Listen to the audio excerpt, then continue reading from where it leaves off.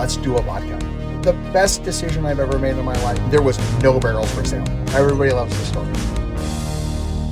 At that point in time, bourbon was going crazy. This is about 8 years ago. The amount of American bourbon that was being made, everybody was at max, and there was no barrels for sale. So I had a co-packer that I found in Bardstown, Kentucky, right at the beginning of the Bourbon Trail. And he talked me out of it. He said, you know what? I've owned many brands, which he had. He was the founder of Redemption Rye, which sold the Deutsch family. And he said, with knowing that you're bootstrapping this, which is what we've done from the beginning, no outside funding whatsoever, 100% family funded.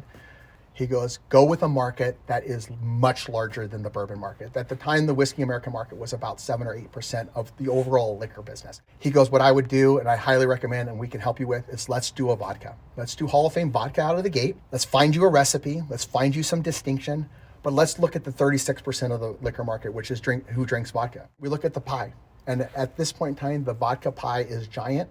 The sports pie that I'm looking from a lifestyle standpoint is very, very targeted, very, very specific, but it is also giant. Hundreds of millions of sports fans out there. So he talked me out of it. No aging.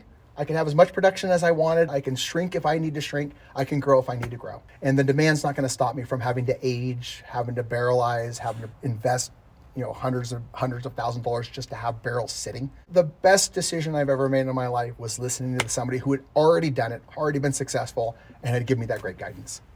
When you get into the vodka world, there's a lot of different bases you can use. You can use wheat, grapes, corn, barley. You can nearly make vodka out of any base. So there was a lot of options, and I tasted everything. I tasted everything from the wheats and the grapes and the barleys and the mixes of all of them. I had a few kind of ideas on the marketing side. Again, let's start with the consumer. Let's start with the marketing and kind of work backwards. And the juice came up, and it's how do we make it, and what do we make different? So the kind of the things is the juice, the water, the proof, and then how many times it's distilled. Those are all the things you can do with vodka. So I picked corn as my base. And ironically, I'm a Belvedere kettle drinker long before this, martinis. So I wasn't a corn vodka drinking person.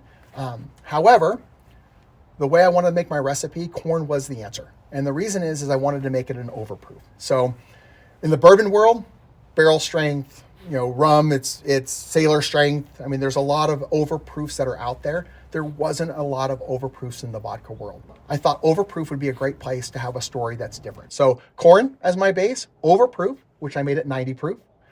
Once I got to 90 proof, it started getting very, very hot. So I wanted it to be smooth, drinkable, on the rocks, neat, in a martini. What corn allowed me to do is the sweetness of the corn actually got me to 90 proof without getting hot, being perfect for a martini. After that, it got a little hot, so I stopped at the 90.